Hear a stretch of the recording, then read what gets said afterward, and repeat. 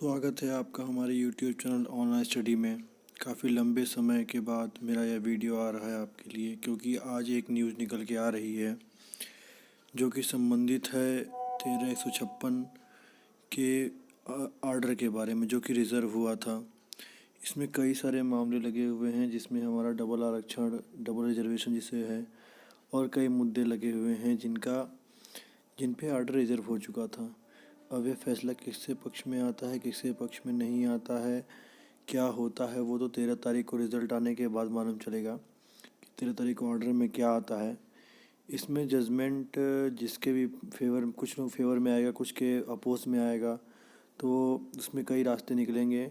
लेकिन जहाँ तक मेरा अनुमान है, एक मिला जुला ऑर्डर आने की संभावना है, जिसमें किसी का अहित ना हो। इसके लिए कई रास्ते हैं। अब इसमें से कौन सा रास्ता जज साहब ने चुना है, ये हम समझेंगे। वैसे मुझे ये अभी स्टेटस केस का आया हुआ है, जिसमें दिया गया है कि स्टेज ऑफ केस है for delivery of judgement and opinion. ठीक है, मतलब जजमेंट या ओपिनियन के लिए ये लगा हुआ है ओम प्रकाश शुक्ला जी के बेंच में। ये सिंगल बेंच है उत्तर प्रदेश इलाहाबाद में। जहाँ तक उम्मीद है कि जो ऑर्डर आएगा वो 3 बजे से के आसपास या 3 बजे के बाद ही आएगा, क्योंकि बहुत सारे केस लगे हुए हैं। उसके बाद हमारा जो नंबर आएगा वो कोर्ट नंबर 30 में हमारा 3 बजे के आसपास आएगा। आर्डर में क्या आएगा, इससे जानने से पहले हम आपको एक ऑडियो सुनाते हैं, उससे आपको बहुत कुछ क्लियर हो जाएगा। हालांकि ये ऑडियो मुझे थर्ड पर्सन या थर्ड सोर्स से मिला हुआ है। अभी कितना ऑथेंटिक है या क्या है, ये किसी के पक्ष में है, किसी के विपक्ष में है, इससे नहीं। बस मेरा एक उद्देश्य है कि आपको कुछ जानकारी मिल जाए इस केस से संबंधित। बस उसके लिए मैं आपको ऑडियो सुना देता हूँ। धन्यवाद। 69,000 शिक्षक भर्ती में शामिल साथियों, जैसा कि जानते हैं कि कार्ड लिस्ट जारी हो गई है 13 मार्च की, और अपना जो 6800 शिक्षक आरक्षित शिक्षक नियुक्ति का मैटर था, जिसको कि जनरल के अभ्यर्थियों ने चैलेंज किया था कि सिर्फ आरक्षित वर्ग की भर्ती नहीं हो सकती है। तो उस पर और कुछ अभ्यर्थी ऐसे थे जो फ्रेश के मतलब विज्ञापन चाहते थे, वो फ्रेश विज्ञापन चाहते थे, वो लोग भी चैलेंज किए थे। तो लगातार 8 से 10 सुनवाई करते हुए जजमेंट रिजर्व कर दिया गया था जस्टिस ओम प्रकाश शुक्ला के द्वारा। और तमाम कयास लगाए गए बीच में कि जजमेंट 10 जनवरी को आ रहा है, कोई कह रहा है कि नहीं 1 हफ्ते में आ जाएगा, तो कोई कहता था 20 जनवरी तक आ जाएगा। तमाम लोग तमाम कयास लगाए, लेकिन मैंने पहले दिन से आप लोगों को बताया कि जजमेंट का कोई डेट वो नहीं होता है।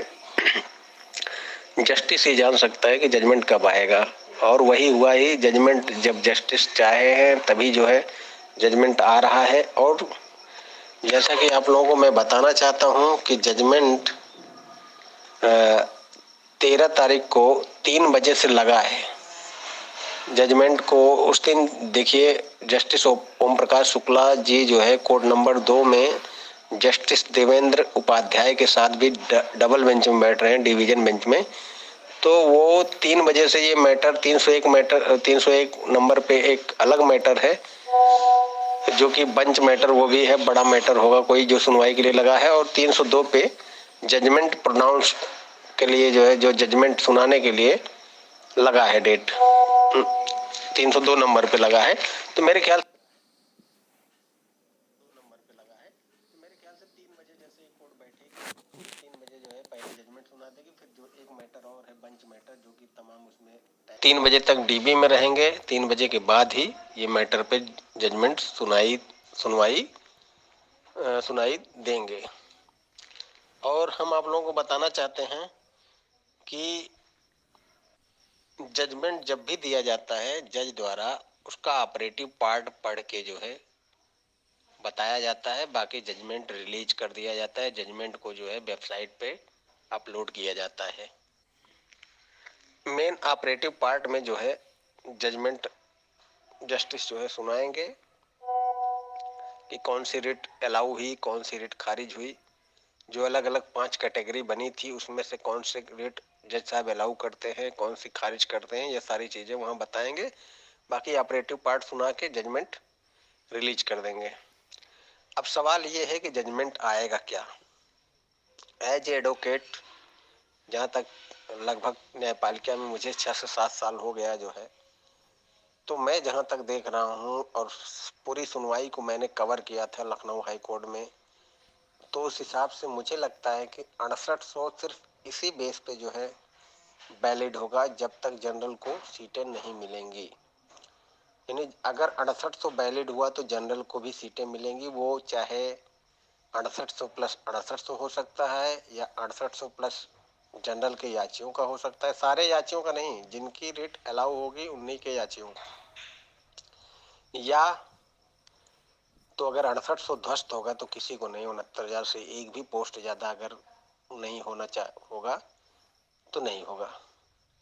यानी कि अगर 6800 एक ही शर्त पर होगा, यदि अनरिजर्व को भी सीटें मिलेंगी तो ही, अन्यथा नहीं होगी। देख लेना, जो भी हम ओपिनियन दे रहे हैं एकदम स्पष्ट बता रहे हैं।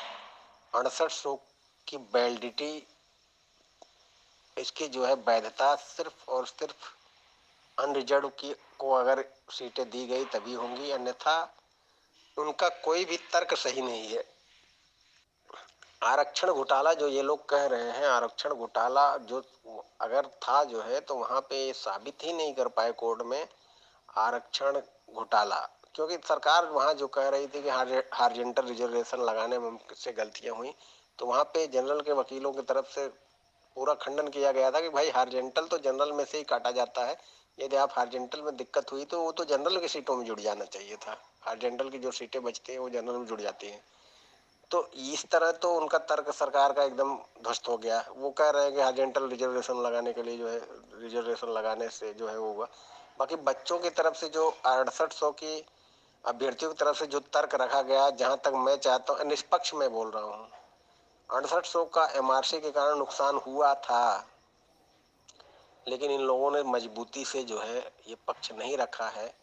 तो भगवान ही मालिक है क्या होगा क्या नहीं होगा। बाकी 6800 यदि बचा तो अनरिजर्व को भी जो है मिलेगा। 68, मैं एकदम निष्पक्ष बताना चाहता हूँ, 6800 का उतना मजबूत पक्ष नहीं रखा जा सका।